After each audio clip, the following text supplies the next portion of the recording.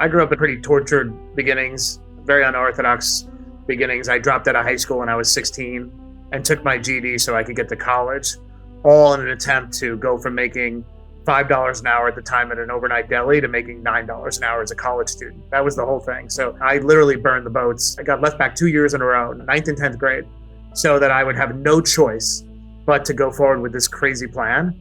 And I dropped out and got my GED and I went to college. So why this matters is imagine going from a high school dropout at 16, taking care of your sick mom, all the way to by the time I was 26, becoming the youngest press secretary in New York City history. Wow. I went from making $5 an hour at a deli on Woodhaven Boulevard in Queens to making $100,000 a year. And at the same time, I had a secret life. I was taking care of my mother, who was in pain, was bathing her. I never had a single friend over my entire upbringing.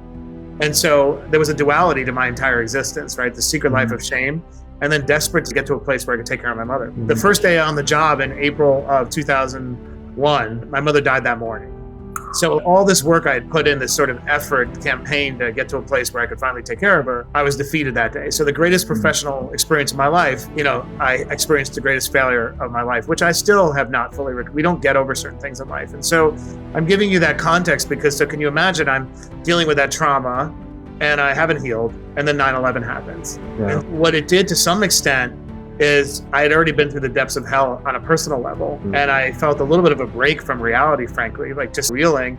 And then the worst terrorist attack in history happens. And so I was able to throw myself into it. What would be more important than devoting yourself to the recovery of the United States? And I spent every moment of my life for 2 years straight at Ground Zero. In fact, I got rid of my apartment and I moved to Ground Zero. I was in a building overlooking the site.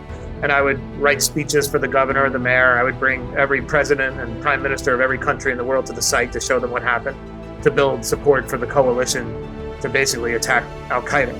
So all these emotions are swirling in my head. I would say I have still not processed what I saw that day. I learned that the first rule of crisis management is to just show up. Show up for whoever needs to hear your voice, but also show up for yourself. If I had one tattoo, and again, I've been debating a tattoo for 48 years, maybe this is the year. If I had one tattoo that would be worthy of putting on my body that I would never have to erase when I woke up for maybe a night of having a few too many drinks, it would be face everything. So that's what I learned from 9/11, face everything.